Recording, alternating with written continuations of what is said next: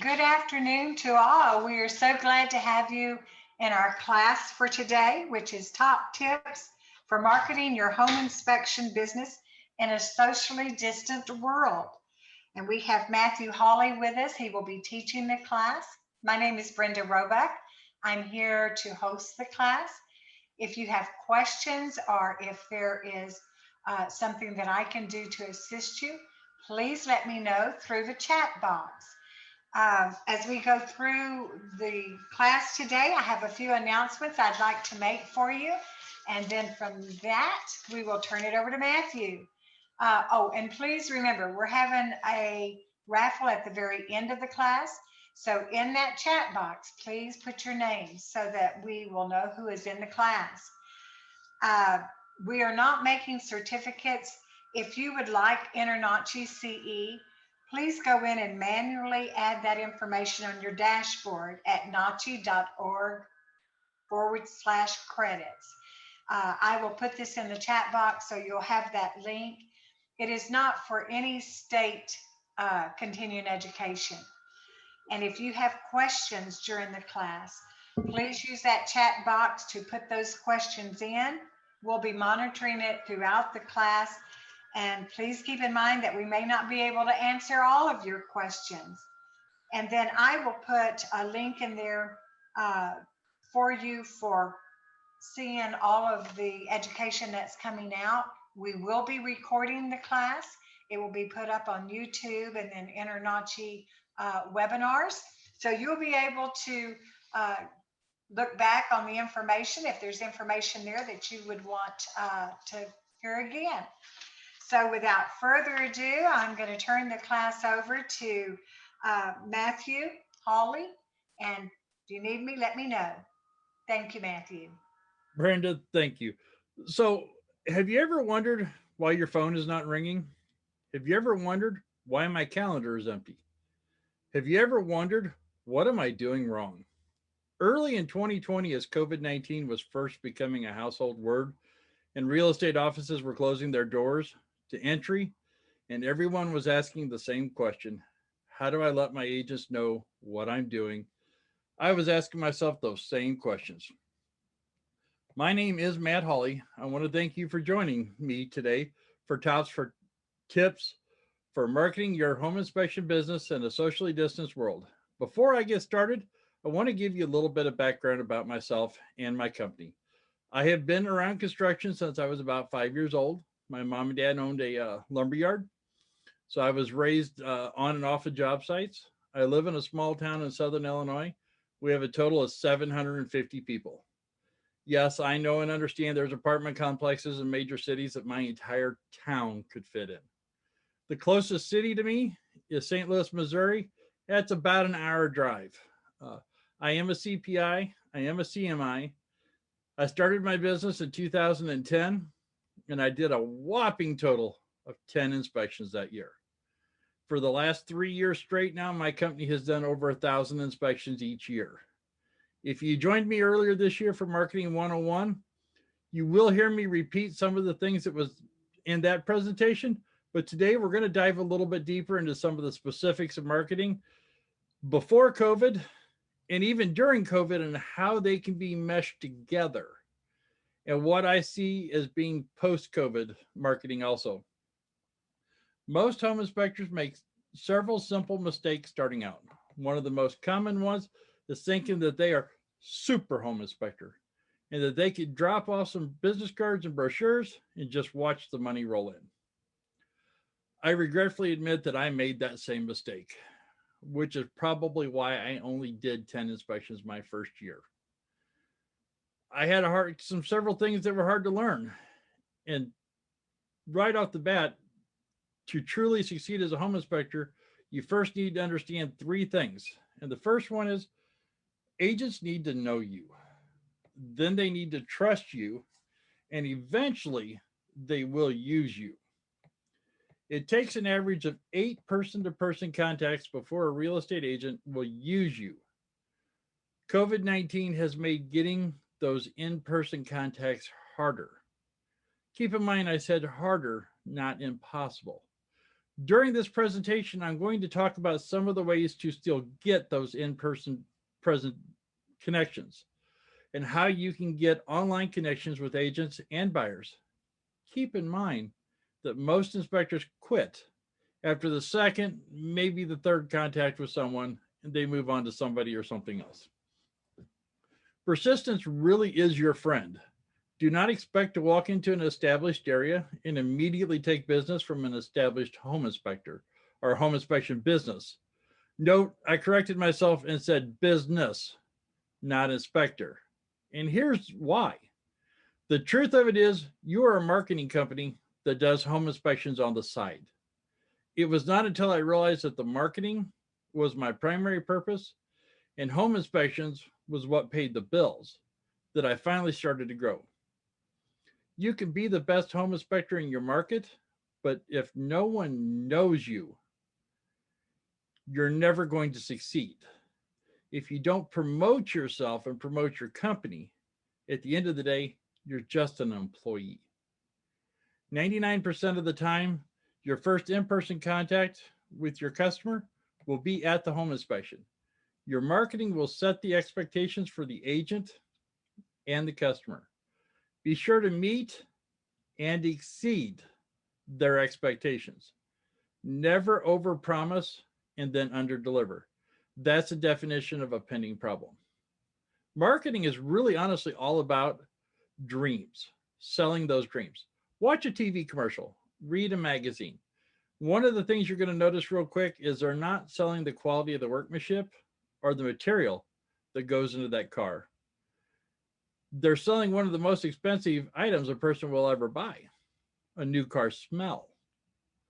Home buyers hire home inspectors for that new home smell.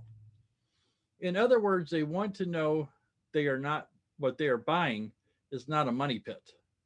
No one wants to buy the home of their dreams only to discover that it's a money pit, not a dream. I'm now going to start with some of the basics. If you do not have these, you will never be able to grow, and then we will dive a little bit deeper.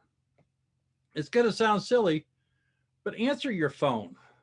Uh, that is one of the biggest things I always get. Early on in my career, I answered my phone walking on roofs. I took it in crawl spaces and answered it in there. Then I learned the importance of getting somebody else to answer the phone for me when I was in those places. My wife first started answering them for me. Now we use a backup call center. So when she can't get to them, there's always somebody there that can answer that phone. You want to make for sure that whoever's answering your phone is doing it in a professional manner. You don't want the dogs barking in the background. You don't want the screaming kids. Another one is check out your competition. Figure out what they offer. You may not be able to offer everything they do, and heck, you may not want to, but you still need to know what they are doing because your next great revenue source may come from improving on something that they are currently doing. Check out their website, check out their Facebook, Instagram, wherever. They're probably monitoring you. So why shouldn't you monitor them? If you do not offer a specific product that your competition does, and you ask yourself, how can I do that, but I'm not licensed for it or I'm not trained for it? Find a subcontractor that can do it. Bring a subcontractor in and charge an extra $25 for it. You make a little bit extra, and at the same time, you've now become more valuable. One of the biggest things with marketing is everybody needs a purple cow. And I know you're asking yourself, what exactly is a purple cow? A purple cow is what makes you different from your competition. For all of us, I imagine everybody's been driving down the road at some point in time. You're looking out your window and you see a brown cow, a brown and white cow, a black cow, a purple cow. I can't speak for anybody else. If I see a purple cow, I'm slamming my brakes on and I'm turning around and I'm going back to figure out why is that cow purple and all the others around it are black and white. When people go to your Facebook page, your Instagram, your Twitter, your website, That's your purple cow. You want them to stop and see what is different about you. And a purple cow can be something as simple as giving away a free termite inspection. InterNACHI, their 90-day buyback program when nobody else is doing it. RWS has some great warranties. A recall check that they have that's really good. I know a lot of inspectors that offer all these different things at an upcharge. I give them all away for free. What I did is I built it into the cost of the inspection. So they're paying for them. They just don't realize they're paying for them. And I hear them at the inspection, oh, you gave me all this stuff for free. Not really. You paid for it, but they feel good because they got it for free. Another one, we recently started doing thermal imaging. There again, raised my prices a little bit, threw them in for free with every one of them. I make way more money doing that than if I was trying to sell them. The list of items you can use for a purple cow is truly endless. Just open your mind and think outside the box. Before you head out the front door, you need to stop and take a look at yourself in the mirror. Are your clothes wrinkled? Are they stained? Are they dirty? If they are, go back inside and change. You don't have to leave the house in a $5,000 custom three-piece suit. A nice pair of jeans, cargo pants, a button up the front shirt, a polo shirt, they're all great. Do not go to your inspection wearing a pair of shorts and a t-shirt and your flip-flops and looking like you just come from the beach. Because keep in mind, when people are buying high-end homes, they want to do business with people that are high-end. Before COVID-19, we took bowls of fruit to all the real estate agent offices. With our brochures in the bowls and other marketing materials, it was kind of funny because we actually got known as the fruit guys. Everywhere we went, there's the fruit guys. When COVID hit, naturally we couldn't get in the offices. When we started to be able to first get back into the offices, I went to the stores to get fruit to discover that I can't buy fruit in the quantity I used to. So I said, okay, I'll switch over to candy. No problem, except that I realized real soon that everybody was taking candy into the offices and dropping them off. So I sat up one night and I said, I got to come up with something different. Now we supply little 2-ounce hand sanitizers, 2-ounce bottles of lotion, and chapstick at the offices. Everything we do has our name and phone number on them. If you're not putting your name and phone number on stuff, you're really just kind of wasting your time. So here is a picture of one of our, as we're getting ready to go into an office, we got the hand sanitizer and stuff on the left, the candy on the right. And just kind of shows what we take into them. As the real estate offices open back up, you're going to get to where you can do presentations. Do not go into a presentation and do what I call speaker suicide. Most home inspectors love to go in there and talk about how wonderful we are and how much better we are than everybody else is. I'm going to be honest, in the beginning, I did the exact same thing. And I'd watch the agents playing on their phone and everything else. After a while, I learned it's not about me. It's about them. And when I did that, I had to remember something I learned a long, long time ago. Remember, everybody's favorite radio station is WIIFM. What's in it for me? The agents are no different than anybody else. They're interested in 3 things: professionalism, presentation, and profit. Tailor your presentation to any of these and you will make a good impression, which, if you remember, is the first step to gaining their referral business. Referrals, by the way, are 20 to 30 times more valuable than any advertising product you will ever do. When you are doing a presentation, you want to do three things. First, you want to dress for success. And when I say that, when I go in to do a presentation, I try to be the best dressed person in that office. I'm always in a pair of slacks.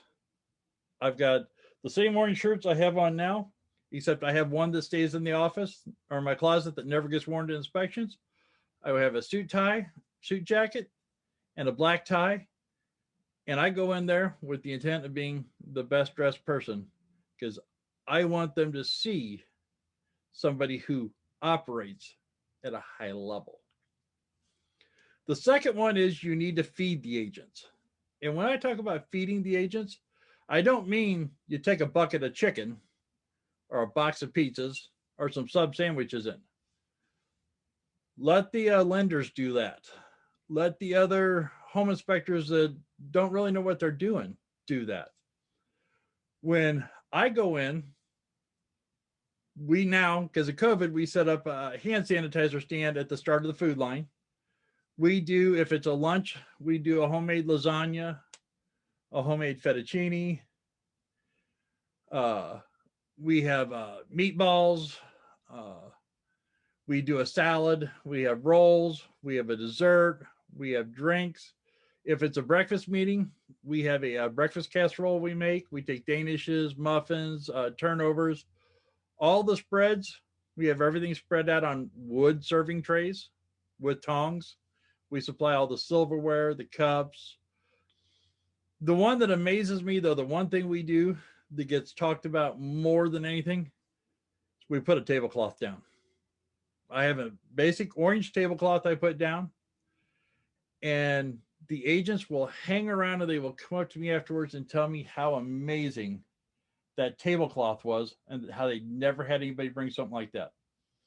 So here in the screen is a lunch I did last fall. And you can see across the table in the chafing trays, we've got chicken and then we've got noodles. We kept everything separated. So if people want to do the chicken as a salad or whatever, when I go into that office, they still tell me that that was the most amazing meal and nobody has ever brought a meal in like that. And that's what you want. That's that purple cow that I was talking about. The third thing is to make your presentation about them and not about you. Some examples would be, we have presentations that run anywhere from 5 minutes to an hour. But we do on keyboard shortcuts, 10 ways to get 10 referrals. One of my favorites is we put together 10 common defects we find during a home inspection that can be fixed for under $100. And that doesn't mean they go to the hardware store and buy it for $99. Most of them, each item, they can hire a handyman to have less than $100 in it. Tricks and tips to help them make more money with less work. That's always a fun one. At the end of the presentation, we always tell them that the first agent and or buyer that calls our office to schedule an inspection gets it for free. Now, you're sitting there saying to yourself, why in the world would we give an inspection away for free? They'll make way more revenue off of it than I lose. They do have to pay for the ancillary services. So if they want a radon test, a sewer scope, mold, air quality, pool, sprinkler, any of that, they have to pay for it. At the end of the day, I've been doing that free inspection for 2 years. 71% of the agents that took me up on that free inspection have come back and scheduled multiple paid inspections with me. And they've gone back to the office and they've told other people in the office what a good job we did for them. So the return on investment has been well worth the little bit it cost me up front. Oh, sorry. Use your phone to record your presentation. Buy a gimbal. They're about $150 on Amazon. You can set it up. Let everybody know up front that you're recording yourself, not them. Record yourself, I generally wait 1 to 2 days after I've done the presentation, and then I rewatch it. If I sit there and cringe watching myself, then what is the agents watching me that don't know me thinking and doing? Whenever they'll let us, I always hang around after the meeting is over just to answer any additional questions that have come up. Uh, I also gather business cards during the inspection or during the presentation, I'm sorry. And then I will call everybody within 2 to 3 days after the presentation and ask them, did you have any questions? After you start getting your basic presentations down, that's when it gets fun because you can start then getting, depending on your state, get set up to teach continuing ed to the offices. Those courses are generally more about 2 hours in length. We just recently got set up to do them, and I've got agents, offices waiting in line for us to have an availability to come into their office and get anywhere from 20 agents to 100 plus agents, and some of them have to be on Zoom, gathered in one spot to listen to us talk for 2 hours about their continuing ed. We will get business off of that. And so will you if you do it. Open houses have always been an easy way to market. You stop by, you introduce yourself to the agent, talk for a few minutes, you leave.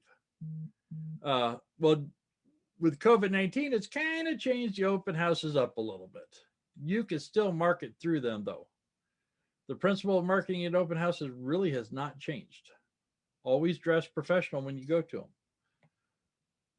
Always include your company shirt and stuff. I always take bottled water to an open house. There again, it's got my name on it, it's got my logo on it, it's got my phone number on it. I'll get with an agent ahead of time and say, hey, can I co-host that open house with you? And I'll bring by a case or two of water. I'll bring by little cheese crackers. I used to do peanut butter crackers because I like those better than the cheese ones. Until somebody said, oh, I'd love to have this, but I'm allergic to peanuts. I learned real quick, change it to cheese, but I put my name, my label, and everything on. And then I'll also take like some gummy snacks or something else for people that don't want crackers. Have my name on them. I'll have some literature there. Sometimes I'll wander around the house during the open house. I never approach a buyer to talk to them. They want to talk to me. If they want to ask me questions, they come to me and they ask me about something specific, which actually could work really good, especially if the agent doesn't know you, because they get the opportunity to meet you and see how you interact with the buyer and make sure that you're not busy scaring the buyers off. Hand sanitizer stands are another great thing to take to a presentation with you. Here's just one of the multiple hand sanitizer stands that we own. Bought it from Sam's for $150. I have one at the office. I kind of moved that one from in front of the inspector's cubby holes to take the picture. Then we take them to presentations. We take them to open houses. People really like them. Said $150. It's well worth the investment. COVID has changed marketing significantly, though. There's not near as much in person as there was. Digital marketing is rapidly taking over in person marketing. There are several things to keep in mind when marketing on social media. The first one is that you need to be visible on social media. And the best way to be visible is to post once a day. I know you're sitting there going, I don't have time to post once a day. Wrong. We use Constant Contact to schedule our post. My marketing person sits down the first Monday of every month and spends anywhere between 8 to 12 hours and gets all of our posts scheduled for an entire month. So even if it takes her 2 full days at the beginning of the month, she has the entire month scheduled out then and can concentrate on other stuff. Once you start to get it generated, it does flow pretty naturally after that. The thing is, though, keep your posts short, keep them informative, keep them fun. We used to be real sporadic when we did them. We never had much success with posting. And when we did, they were long posts. They were about us. To be honest with you, they were pretty boring when I go back and read them. Then we started posting fun and informative things. And we went from getting on a good post 30 views to now it's not uncommon for me to look at Facebook and we'll have 300, 400, 500 views on a post. And that's from posting every day. One of the other things you got to keep in mind is keep your post to one a day. You don't want to be posting 4 and 5 posts a day. Now, there are 2 times a year that I violate that rule. I violated it Memorial Day. So for the entire week leading up to Memorial Day, I flood Facebook. I've got some videos and some other stuff that's all dedicated to remembering our veterans and what Memorial Day is truly about. It's not about going to the lake. It's about remembering the veterans that are no longer with us. And then the month of November, we do Veterans Month. We do not do Veterans Day. So the entire month of November, we spend dedicating and posting about different veterans, different veteran organizations and what's going on, because we are very, very large and very involved with our veteran community. So on Mondays, we always post a motivational quote. On Tuesdays, we post a 5-star review. On Wednesdays, we post some kind of funny meme. On Thursdays, we always post a helpful tip. Sometimes it's an article. Sometimes it's a video of me doing a short maintenance item for people. Fridays is always some kind of silly fun fact. Saturday is a picture with the caption of what's wrong with this. I'll be honest, sometimes the responses of what's wrong with the picture is better than what we actually saw during the picture or during the inspection when we took that. Sunday, we do a check-in just to remind everybody, hey, how'd your week go? Got to get ready for next week. I'll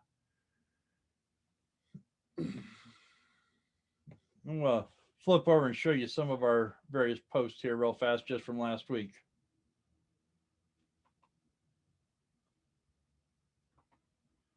Oh, we'll skip forward a second.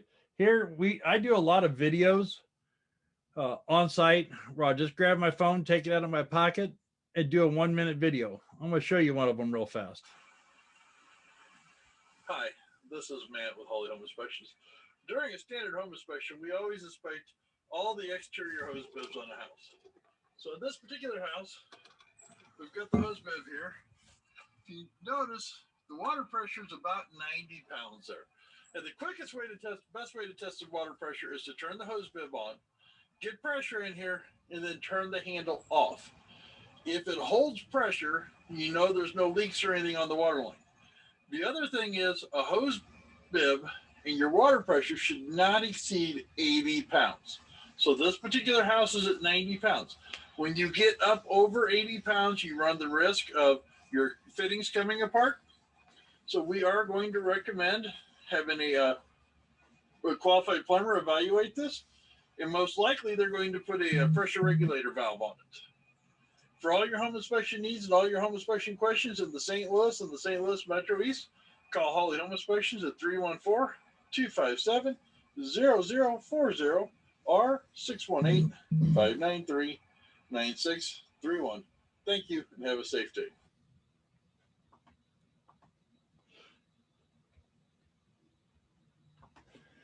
So you notice during the video at the very end, one thing I made sure I did is tell everybody how to get a hold of us.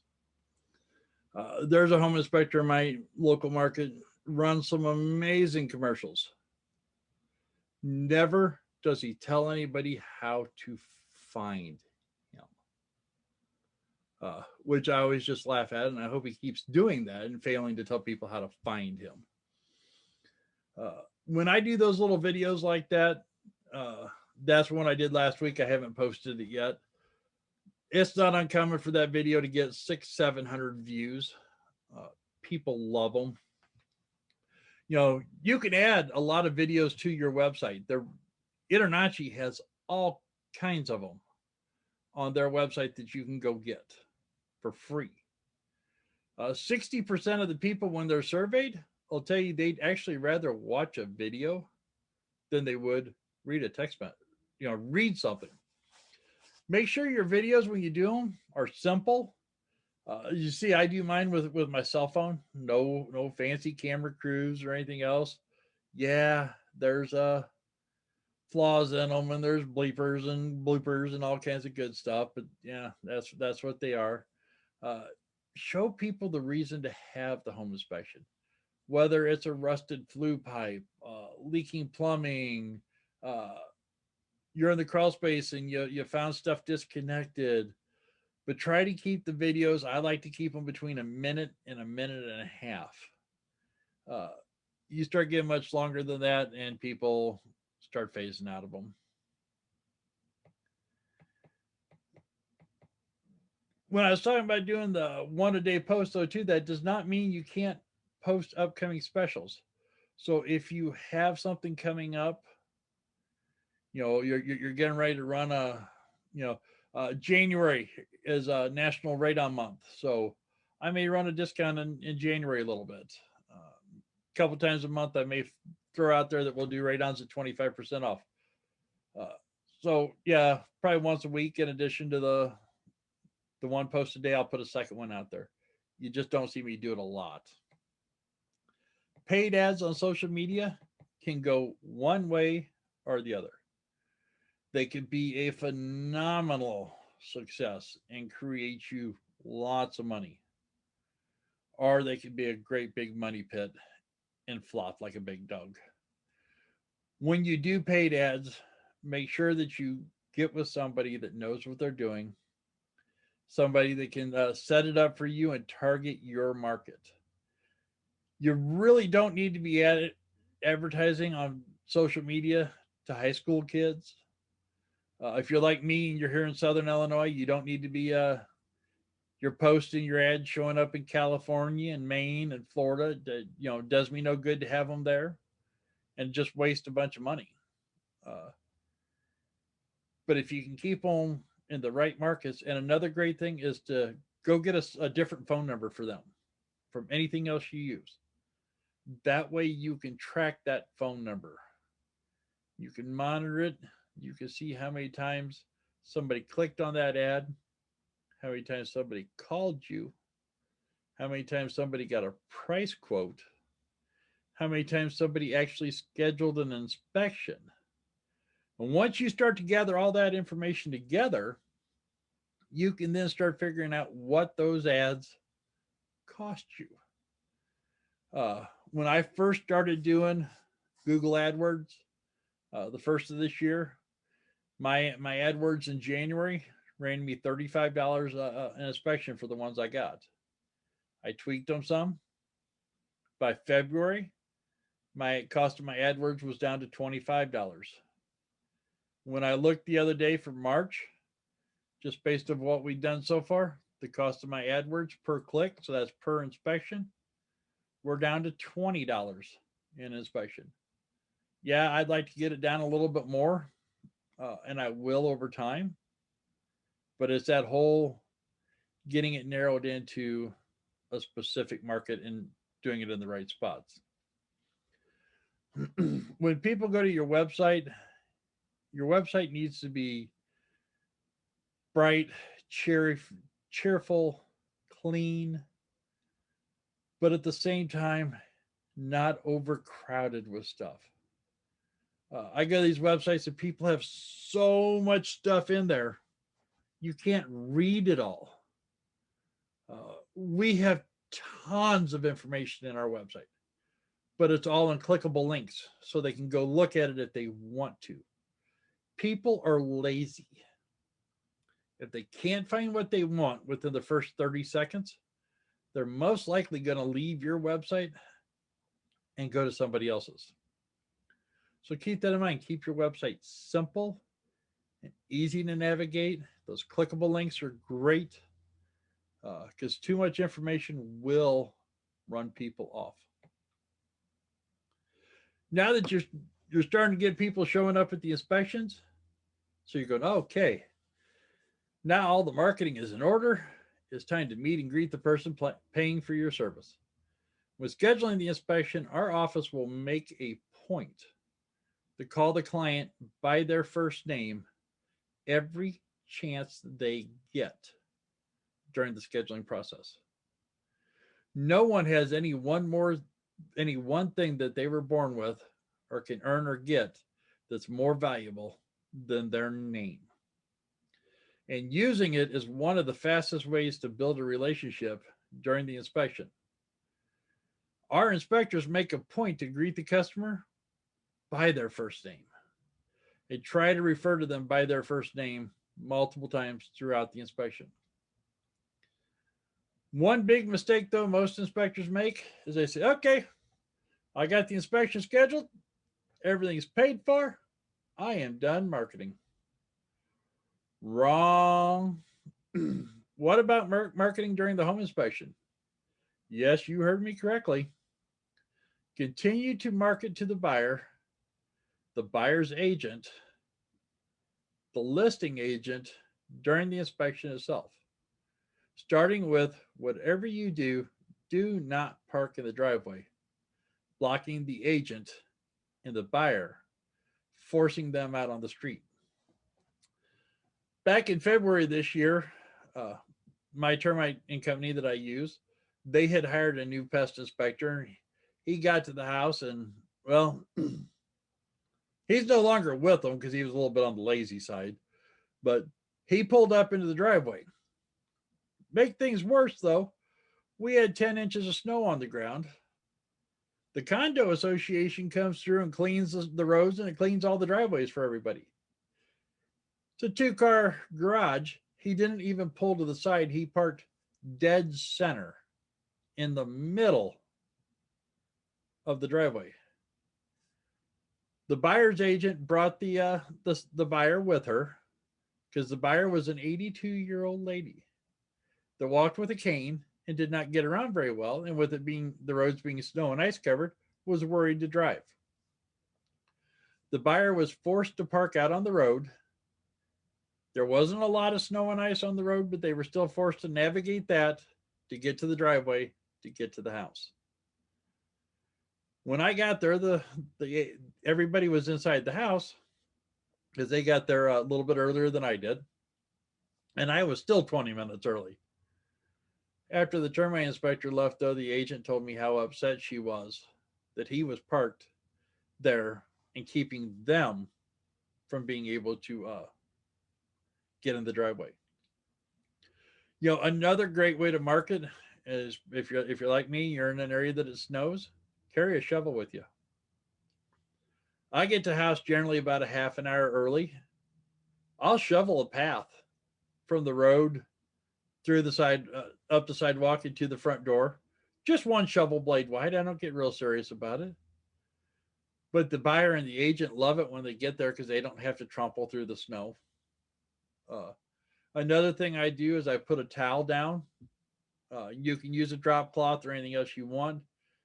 I have my logo on it, but I put it down just inside the front door. So when people come in, you can stomp on it, knock the snow off your feet, whatever, change shoes. That way you're not tracking all throughout the house. The seller is really going to appreciate the fact that you don't track all throughout their house. Here's a picture of one of our towels. If you haven't noticed by now, we do have a theme. Everything with us is orange. My wife got these little iron-ons with our logo and everything. They're like $1 or $2 per logo. She irons them on everything. We wear shoe covers throughout the entire inspection. Whether you wear shoe covers or you put a pair of indoor shoes only on, put something on. Do something so you're not tracking throughout the house. If you use indoor shoes, take a second and snap a picture of your shoes at the door on your towel or drop cloth or whatever. So if they do say something about how you track throughout their house, you can show that my shoes were at the door.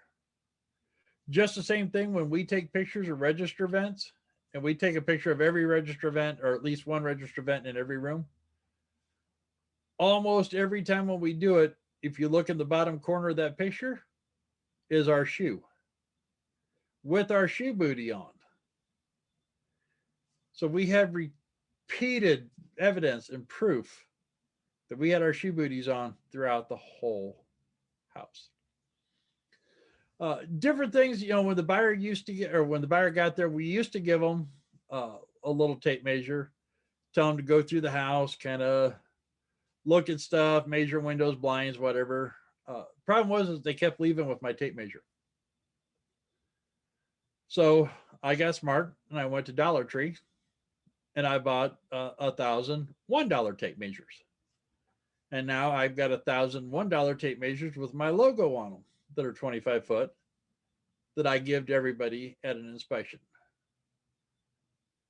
Then one day, one of my inspectors came back and said, "Hey, why don't we throw a hand sanitizer and a lotion and a chapstick and a couple of business cards inside a bag with that tape measure and give it to them?" And I thought it was kind of silly, but then we went and bought some little orange baggies. And we give those out all the time now. People love them. Another great little thing that we give out is monster free tags. I buy them through InterNACHI, hang them on every door in the house. Yeah, you can get the free ones that you print online from a couple different places. I like the ones that hang on the doors, and the kids love them. I actually average about 3 to 6 different sellers every year that call us up and say how much they love those monster free tags and asked us if we could inspect the house they were buying and hang those monster free tags on those doors. Last time I figured it up, I get more free revenue off of those tags than I spend on tags every year. We give out a home maintenance book that has our name and our logo and everything on it. It's all about branding yourself. We also, with all of our inspections, they do come with a 90-day warranty, a 5-year roof leak plan, foundation warranty, sewer lines, radon. We do pretty much everything RWS offers with theirs. RWS also offers an 18-month warranty that we give out. We don't push it real hard because most of the agents in our area do supply home warranties with their with the sale of the house, but it's great for the for sale by owners. And actually now I've got some of the agents that are dumping their warranties and buying ours because ours are cheaper and cover more. Remember the value of that referral that we talked about earlier? The best time to ask a customer for a referral is at the end of the inspection. We do not ask them for names. We do not ask them for phone numbers. We ask if they will do us a favor and recommend us to anyone they know that may need a home inspection in the future. And we let them know that anybody who calls us and says, "Hey, Bill gave me your name and number," when we do the inspection for them, we're going to give Bill $25 for passing that information on. I've got one customer that in 11 years now, I have mailed him, I can't remember if it's 13 or 14 different checks. Well worth that $25 every time I send it to him. Customers may only use you. The average buyer moves every 7 years. So you want that referral source. You want them constantly referring you to their friends and family and their coworkers. Another one we do is we'll ask them, "Hey, if you don't mind, when you see your agent next time, just let them know what a good experience you had." Because most of the time the agents don't hear anything unless the buyer's upset. So it's always great to be popping that little bug in the agent's ear about how wonderful you are. Now, when you're doing all that, though, don't forget about the homeowner. They've just sold their house. They got to move someplace else to live. So we have a leave behind letter that we've typed up. That we leave behind just tells them that we looked at their windows and doors, their oven, their furnace, their thermostat. Brief little rundown of stuff. Tells them, hey, if we reset the thermostat at 68 instead of 69, please call and let us know, not the agent. That way we can, make sure that doesn't happen again in the future. We will actually get, there again, 6 to 12 sellers a year that call us just based off that piece of paper that we left behind. It says, hey, you really nitpicked the living heck out of my house. But boy, I appreciate the job you did. And I want you to inspect the house I'm doing, or the house I'm buying. So keep that in mind. So you're finally done marketing this job, and it's time to move on to the next job. Wrong. You want to make follow-up calls. We use a company called Blip to email the buyers after the inspection. They ask for a 5-star review. We use Blip because they offer links to Facebook, Google My Business, Better Business Bureau, Yelp. So the first 10 years I was in business, we had gathered on our own a grand total of 136 reviews. We weren't doing real good at them. After 1 year with Blip, we went from 136 reviews to 350 reviews. That's a big difference to go from 136 to 350 in just 1 year. When I ask buyers how they chose us, one of the biggest answers we hear is you had more reviews and higher reviews than anybody else. The second biggest answer I hear to why they chose us over everybody else is we answered the phone. Let that one sink in for a minute. We answered the phone. So 2 days after the inspection, we picked the phone up and we call the buyers. And we ask them, did you have any questions about the inspection report? Now, the inspector went over everything with them at the end of the inspection.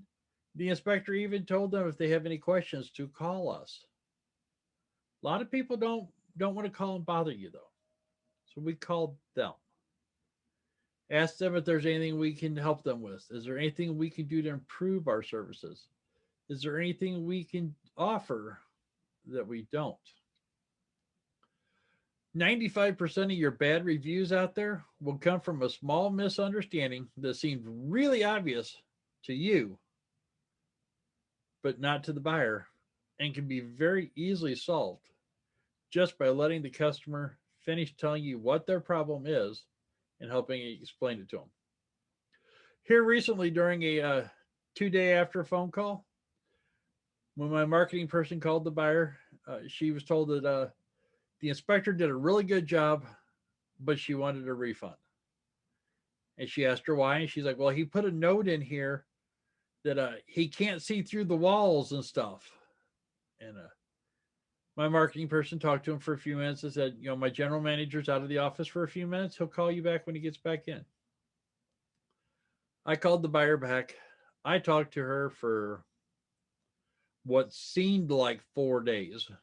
The phone call was actually about 30 minutes in length, but it felt like it went on and on and on and on and on. And first words out of her mouth was how she wanted a refund. She wanted all of her money back because the inspector was not able to see certain items. And I kept talking to her. And I explained to her that no, he cannot see through the walls, and he can't see underneath the bed, and he can't see behind the armoire. Everything that was talked about the day of the inspection, everything that was in the paperwork she signed. Then I turned her to the orange folder we gave her And in the back of it was a final walkthrough. And I explained to her, I said, now when the seller has moved all their stuff out and you go to do your final walkthrough, take that sheet in there with you and go through and check off, carpet underneath the bed, holes in walls, all that stuff that make sure that there's nothing missing or wrong. I said, because if there is, you know, you can put it in your inspection report and everything that that's just to be re-inspected after that's all gone. We still can't see inside the walls. We're still not taking the insulation out of the attic. But once she realized that she had that and she had a way to check stuff off to make sure everything was still good, and I explained to her that that's part of what the warranties were there that we had for her too, would help pick up if stuff was taken out, she was much happier. As a matter of fact, later that night, she went online and gave us a 5-star review. Just sometimes have to take a little bit of time to clear stuff up with the customer. Always remember, God gave you 2 ears and 1 mouth for a reason. Sometimes you just simply need to shut your mouth and use your ears. Listen to what they're saying. What's going on? One of my all-time favorite speakers is as Jim Rohn. He often said, the fortune is in the follow-up. What are you doing to build your referral base? What are you doing to continue to get future work? We started what is called a drip campaign in December of last year. The one we use is called Top of Mind Campaigns. You can find it at tomcampaigns.com. It's a simple campaign. It's timed emails. They go out to the buyer's agent and the listing agent. They go out on a timed schedule. They interact with the agents in our system since December, or actually, I'm sorry, since January of this year. We have had 4 agents that have always been on the listing side of inspections. We've never been able to get them to use us when they had a buyer, that have now scheduled with us on the buyer side. 3 of those 4 agents have now called back and scheduled a second inspection. We have completed 2 of those 3 inspections that were scheduled. The third one was scheduled this morning as I was leaving the office to do a few things, and it is scheduled for later this week.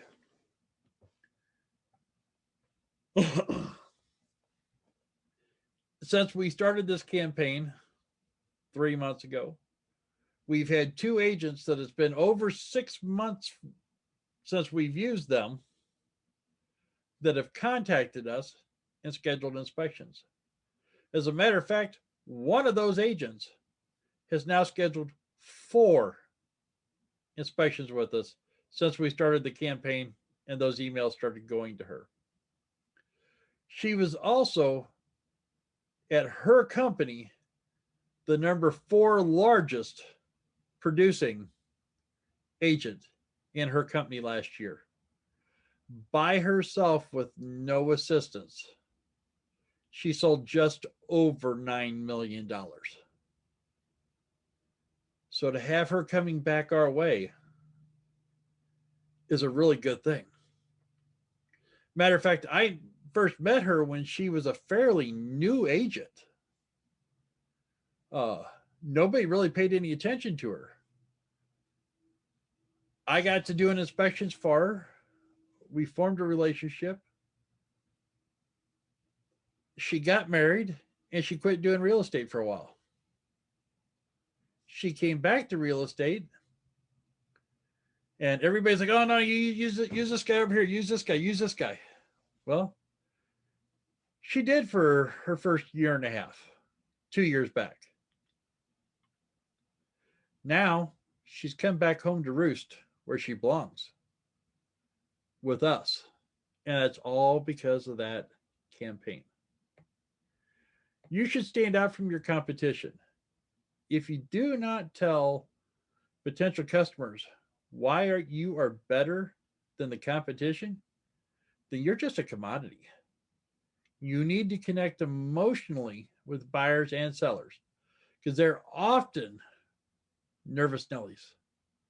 You need to take the time to explain to them why you're writing stuff up.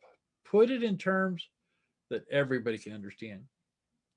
I tell people all the time that I'm writing this receptacle cover plate up because I have to for in case somebody sticks their finger in it. But you really don't need to bother the seller about it. I mean, it's 75 cents at the hardware store. Stop on your way home and pick one up. Uh, do you have an email list? Everyone should have an email list. Everybody on it should be contacted. We're constantly sending emails to realtors, loan officers, title companies, you name it, they're all a potential customer. Be consistent with your message and your advertising. Experts say it takes a minimum of 5 views before a customer understands what your ad is all about. So keep them consistent. Develop yourself a tagline or a slogan. Your slogan should state your position in 1 or 2 sentences. Share news that agents and homeowners would be interested in. Share interesting changes in real estate, lending, or just general home maintenance tips. Uh, I share a lot of home maintenance tips, whether it's through Facebook, Twitter, LinkedIn, when I'm out doing inspections, when I'm at open houses. And I'm always asking people, what would you like to hear about and what would you like to learn about? You'd be surprised what they'll come back to you with. Another great one is you get the loyalty cards from InterNACHI for free. Give those out when you're doing presentations with agents and stuff. Use Google AdWords. Google AdWords is a great way to reach a target audience. Sponsor local real estate events. Uh, this is one I had a hard time with, and it took me a long, long time to learn and to understand this one. When you're doing events, uh, we'd probably do 3 or 4 golf outings a year. Used to be I just paid some money and had them stick a sign out there. Not anymore. I've got an orange canopy I take to them. I wheel a cart of bottled waters and stuff out there. Have little battery operated fans for them to cool off. And I am physically there on site. If the agency has a fundraiser, if they have an after hours get together, we do those. They're a great way to build loyalty and they're great for brand recognition. Follow up. Remember, sometimes it takes 6 to 8 contacts to gain customers when one phone call can retain a customer. You do golf outings, you do after hour events, you do uh, in office presentations, you do open houses. You're doing an inspection and you see their business card on the table. Grab it. Give them a phone call. Ask them, hey, can I take you to lunch? Grab a cup of coffee? I want to know what could be done to make your life easier during the inspection process. Don't tell them I want to tell you how wonderful I am. What can make your, as a real estate agent, life easier? Because remember, it's all about them. What's in it for me? WIIFM. It's the most important radio station you'll ever learn about. Every week when our marketing person gets ready to go out, they take a little blue box. They put a hand sanitizer in it. They put a hand lotion in it. They'll drop 2 or 3 little pieces of candy in it. They tie an orange piece of string to it, run it up about 2 foot, and it's attached to a 12-inch helium balloon that says thank you. They have a list of every new agent we had the previous week. And when they get to their office, they fill that balloon up and they take it in and they ask the person at the front desk, would you mind please putting this on Susie's desk for her? So when she comes in, she can see it. Now, if she's there, it's even better because you can hand deliver it to her. But if she's not, and it sits there and bobbles in the air and floats around for a couple of days, well, as the other agents come through, they go, ooh, what'd she get? And they go over there, and hanging off that ribbon is our business card. On that blue box is their name and phone number. And they're asking themselves, what'd Susie do to get this? So they go find Susie and they ask her. Or sometimes they just call us.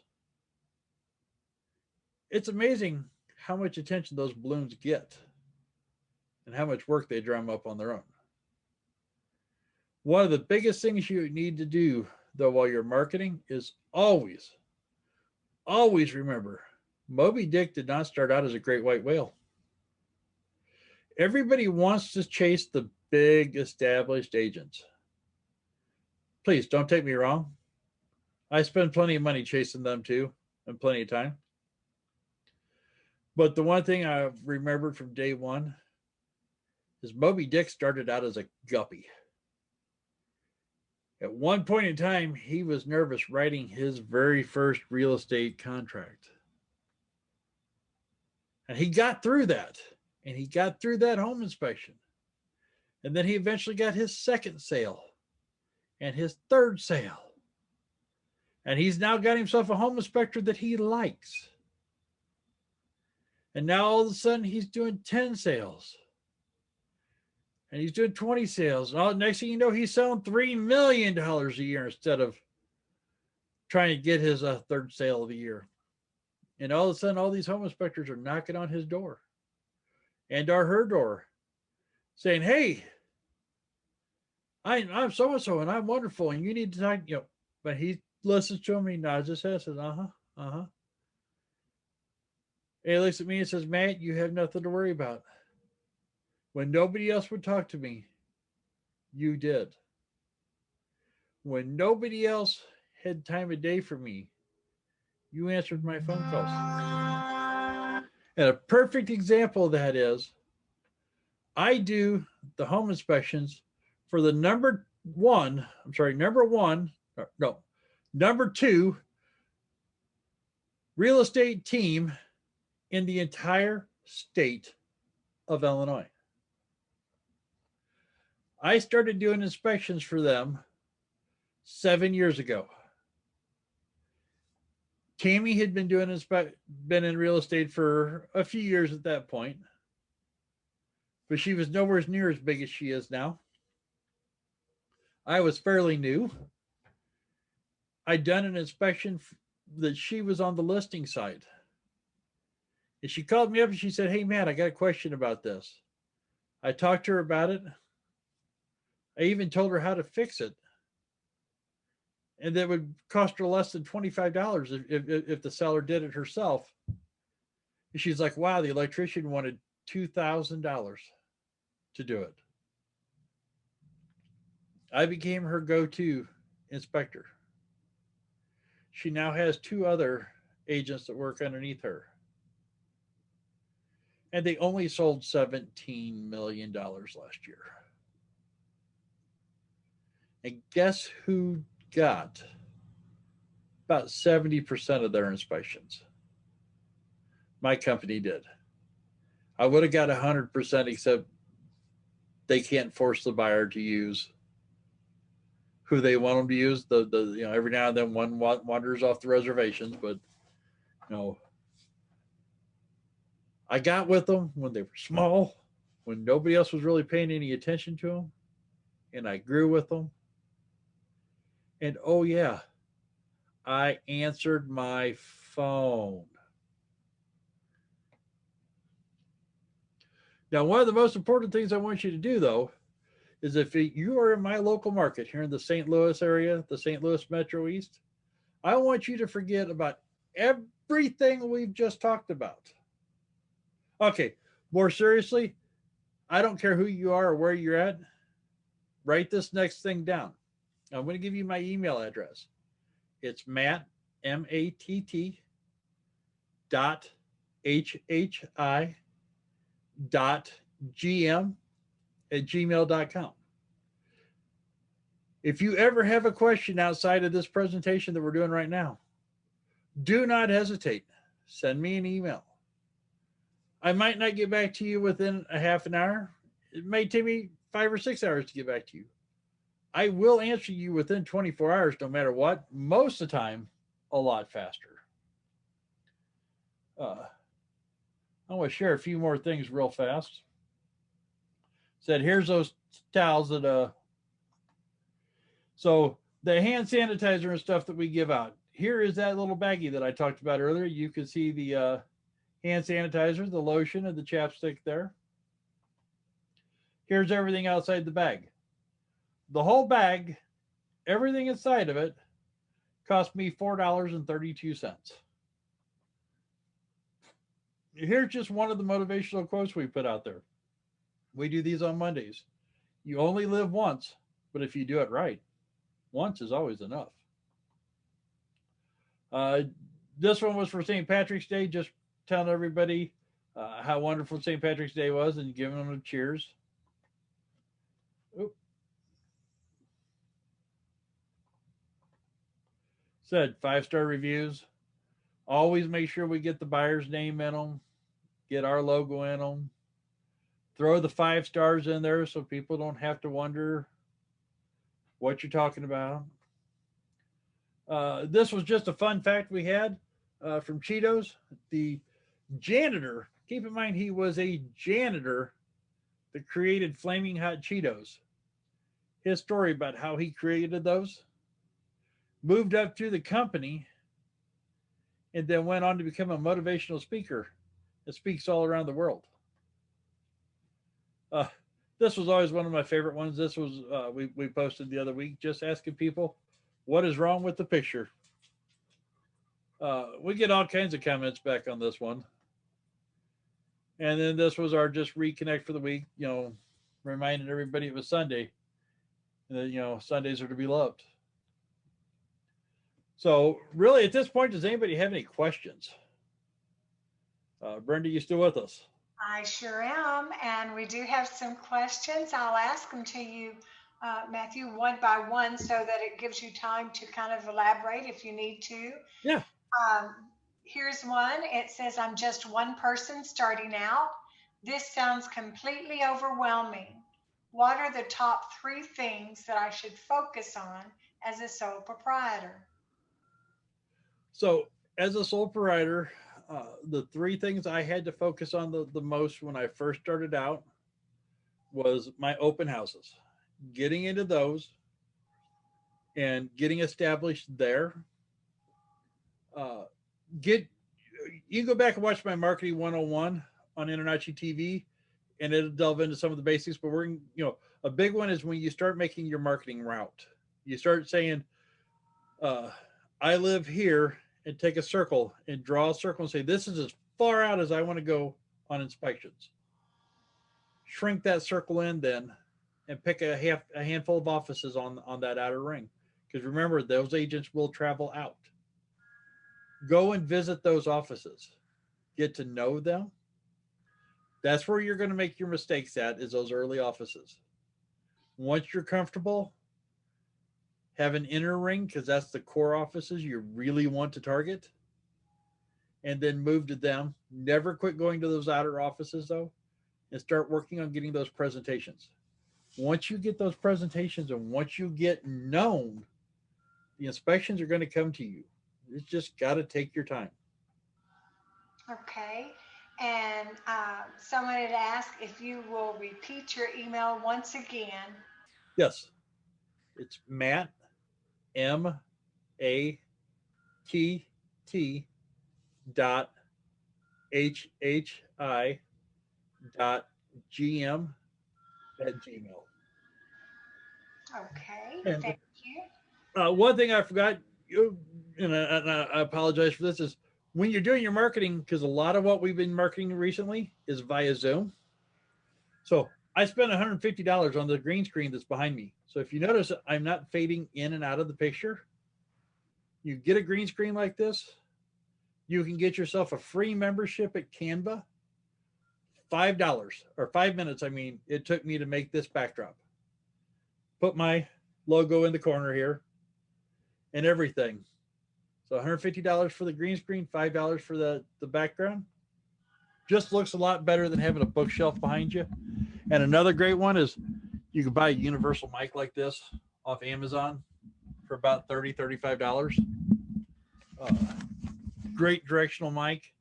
So you don't have to yell and they can hear you real well at the same time. Good information. Another question, and maybe this is more of a comment. It says, what was the, no, it is, what was the $25 fix that an electrician wanted $2,000 to resolve? So I had noted that they didn't have any, it was a 2-wire feed throughout the house. And in the kitchen, they had put 3-prong receptacles in that did not have GFCI protection on them. So I explained to the agent about how she could put a GFCI receptacle on the very first receptacle on the line and how that would protect everything downstream. You still had to technically put the little sticker on. The electrician wanted to rewire the entire house. So the only way you could get that grounded and protected was to rewire the entire house. Okay, and the one that I was thinking of was they give out a $25 gift card. So that was just a thought that someone shared with us. And this one says, what's the best way to gain a repertoire with realtors you haven't met? Do you need to wine and dine them at all? And how can we assure our new realtors that we aren't there to kill their deal? New realtors is always the hardest one. I said, I don't spend a lot of time whining and dining them. I will take them to dinner or to lunch. I try to keep it someplace that's not going to break the bank. I don't take them out for $200 steak or anything like that. I prefer to do a coffee shop or something. Sit down, listen to them talk. Open houses are a great way to get in with them. Say, hey, I'll bring some water and some snacks. You got 2 hours to sit there and visit with them. Make that connection. And as far as I'll have them every now and then say, we're worried about somebody killing the deal and this and that. I always look at them when they start talking about killing the deal and say, I have never personally killed the deal on a house in 11 years. Unfortunately, I have seen more than one house commit suicide, though. At the end of the day, it is not my fault when I get there and all the shingles are laying in the yard because the roof's in such bad shape. And I have to write the roof out for being needed replaced. And the seller's going, perfect example. I did a sewer scope on a house a week ago. The seller threw a fit that there was no way that he had a clog in his line. I sent another one of my inspectors out there 3 days later, paid him to do a sewer scope on the house. He found the same obstruction in the line that I did 6 feet into the line. Calls me up just having a fit that he lived in that house till a month ago and it never had a problem. And there was nothing wrong with the sewer line. And the buyer's like, I've got 2 different videos from 2 different people that show this obstruction. I'm not buying your house. The seller finally paid a plumber to come out. They stuck their camera in there, turned around and told him, it's going to be about $12,000 to fix that. Wow. The seller told him, I'm not fixing it. The buyer said, fine, I'm not buying your house. That house right then and there committed suicide. Wow. I have to agree on that one for sure. The listing agent says it's my fault that it fell apart, but it's like, all I found was the clog in the line. You did it, Matthew. You put it in there. Yeah. All right. And can you supply us with the 10 common defects presentation? Yes, I can. I do not have it with me, so just email me and I can get it together for you. All right. That's a great offer, you guys. Just email Matthew and he'll get it to you. Another person says how to quantify the ROI on all of the expenses of Trinket with your company information or the large spread for the agents. So I'll go back to the large spread. It looks so expensive. I cook all that myself. I don't pay for it to be catered. I buy the salad at Sam's. I buy my drinks at Sam's. So everything. I have that lunch that I showed the picture of earlier. I had less than $100 in that lunch. If I was to cater that, that'd been a $600 lunch.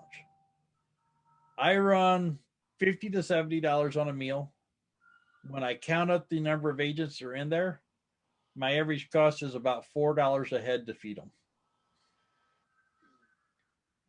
All I got to do is get one new agent out of there.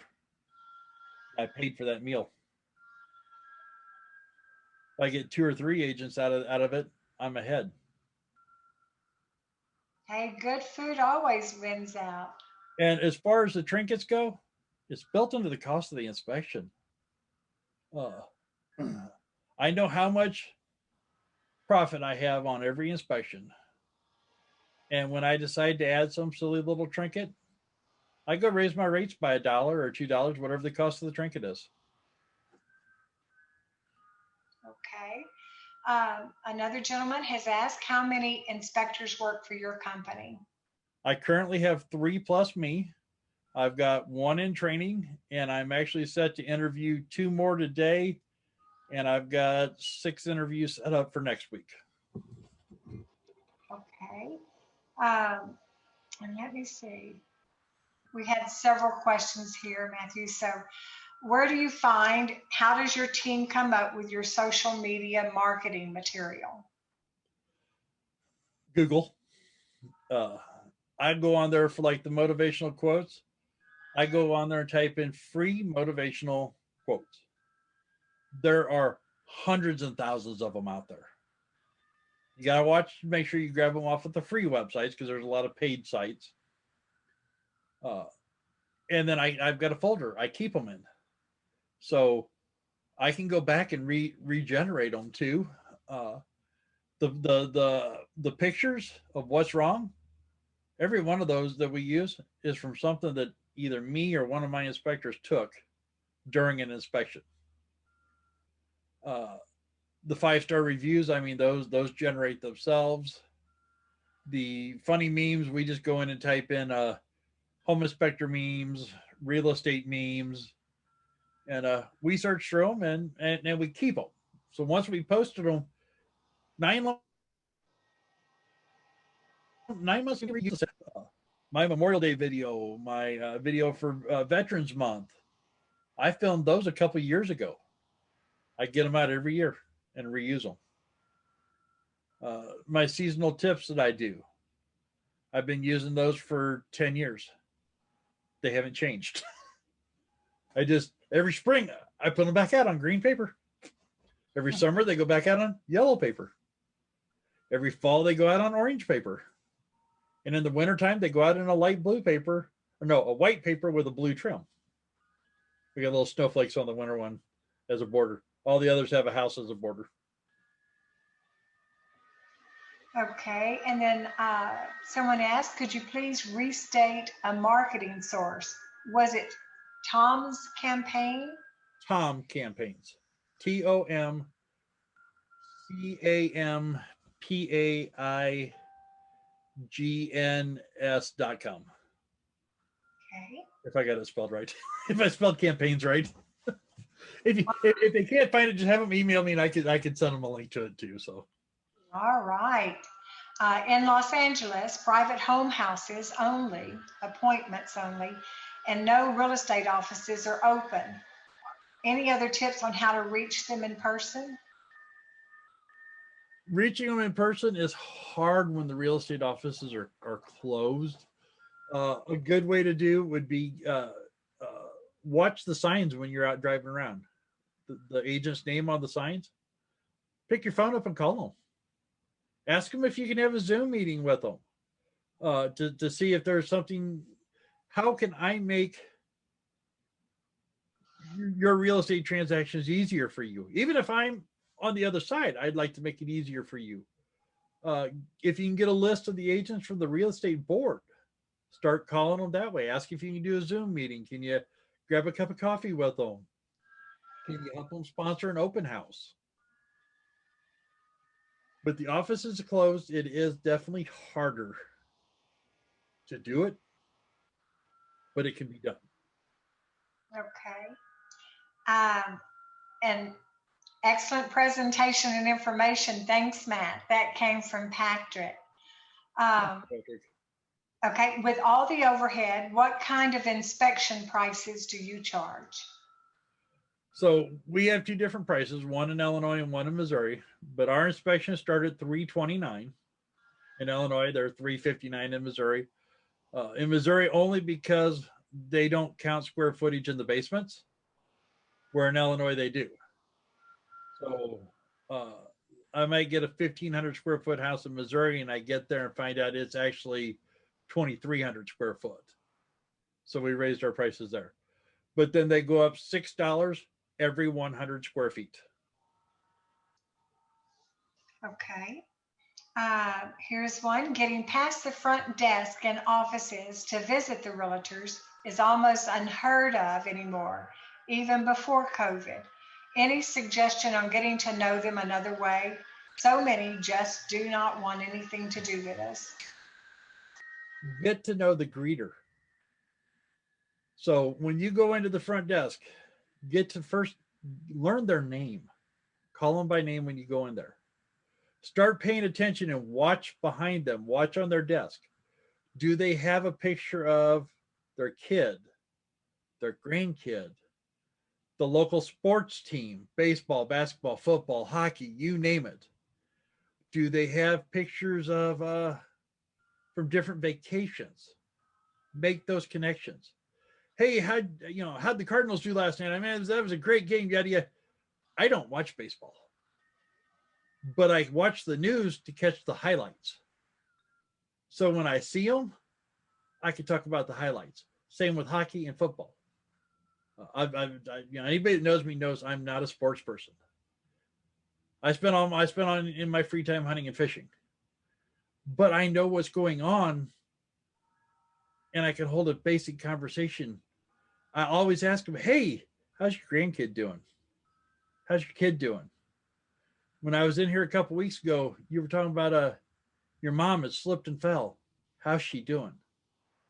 When you start to make those personal connections with the greeter, it ain't long. And they're like, "Hey, there's somebody in the back that's having some problems with their home inspector. I'd like you to meet them." And they'll walk you back there and introduce you to that person. I can tell you what every greeter at every office we go to 64 different offices, what their favorite candy is. And guess who gets a little baggie at least once a month with 4 or 5 of their little snack-sized candies that they like? The greeter does. I make a point to keep them happy. And I have to say, we've done that, so that is a true method. Okay, what's the green screen contact, please? Amazon.com. Just go on Amazon and type in green screens. The one I got, I want to say was like $150. And it's actually got floodlights that come with it. It's got a green screen, a white screen, and a black screen that all came with it.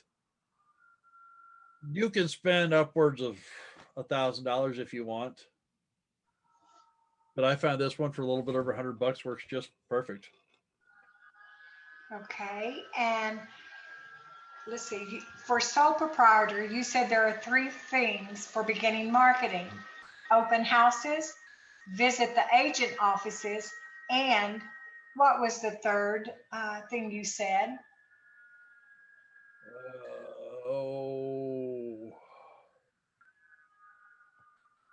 So first, they need to know you. They got to get to where they trust you and like you, and then they'll use you. Um, Open houses, getting to getting in those offices, doing the presentations. That is such a big one. And I said, a lot of offices still aren't letting you in. So do your presentation by Zoom with them. Ask if you can just sit into their weekly office present meetings and just sit in the background for in case they have a question. Just being there and willing to do that stuff for them goes a long, long ways. Okay. And someone asked, would you share your leave behind letter? I actually meant to have that with me in the slide, and I don't. So email me, and I'll be more than happy to give it to you. The basics of it is it's got our logo up in the top left corner. It's a little brief rundown, tells them that we're going to check their thermostat and everything. There's a section of boxes below, says that we checked all the windows and doors and made sure they were locked before we left. The thermostats were reset. The water heater was reset. All the faucets were turned off. The attic cover was put on. The crawl space cover was put on. The oven was turned off. And, then we give them the address, the inspection report number, and the inspector's name. So if the inspector missed anything. But yeah, email me and I will be more than happy to get that out. Okay. And here's one. As a newbie, what's your advice to when a realtor asks how many inspections you've done or how much experience you have? Okay, so that's a fun one. So go inspect your house 20 times. That's 20 inspections you just had. Grab your mom and dad's house, grab your neighbor's house, grab the person down the street that doesn't know you. Inspect as many houses as you can for family and friends. Now, all of a sudden, those weren't paid inspections, but those were still inspections that you did. And you can say, oh, yeah, I've done 80 of them, I've done 90, I've done 100. Once you hit 100, you say, I've done over 100. Don't start your inspection report at 1. When you do your very first inspection, start your numbering at like 1011.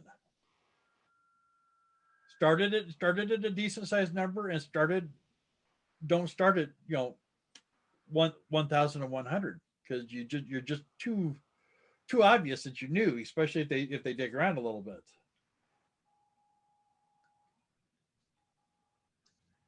Just like all my inspections start with 2100 and then the number. Or well, this year 21. So last year was 20. Year before that was 19. So they started at 19,000. This year they started at 21,000. So if anybody sends a report number in, I can look at it. It said it was inspection number 21. Actually, be 210,000 and blah. But I can match the year right off the bat by the 21 at the beginning of it. I know in Texas, you could tell with the truck license number about how long someone's been in the business. You can in Illinois too if you know the licensing number. So that works. Okay. Most agents don't though, so they don't check it out as thoroughly, right? Yeah. Someone here says they need more suggestions on how to win over realtors. When they call, they either tell me they have inspectors they use or don't take my call. And for some, I send texts, they don't reply. Is there any other way? So when they say they have somebody else they already use, just tell them, I'm not looking to replace the person you use. I would like to be the backup to that person. So when they're so busy that they tell you I can't get to you, you can call on me. When they get sick, they've got the flu or whatever, or they go on vacation and you need that inspection done right then and there, I can help you out. I've got a lot of agents that I do a lot of work with now that I started that way with. I was number 3 and number 4 on their list because I kept calling them. They finally get tired of me and they put me on the very bottom of their list. And over time, because I kept doing a good job for them and I kept making room for them when they needed something fast, I'm at the top of their list when they hand it out. It's just a slow, hard process. Requesting your walkthrough list, and I believe you would have told them to email you, right, Matthew? Yes. If they want, I mean, they can email me. I can give them the entire step by step that we do an inspection with from start to end. All right. Well, is there any more questions? I gladly will go down here and look to see. And someone has made this suggestion: reports numbered with the date make easy recall. And someone said they've done a couple of dozen free ones for family and friends. So they're kind of answering or agreeing with you, Matthew, with uh, how to take care of that. I think we've had some great information.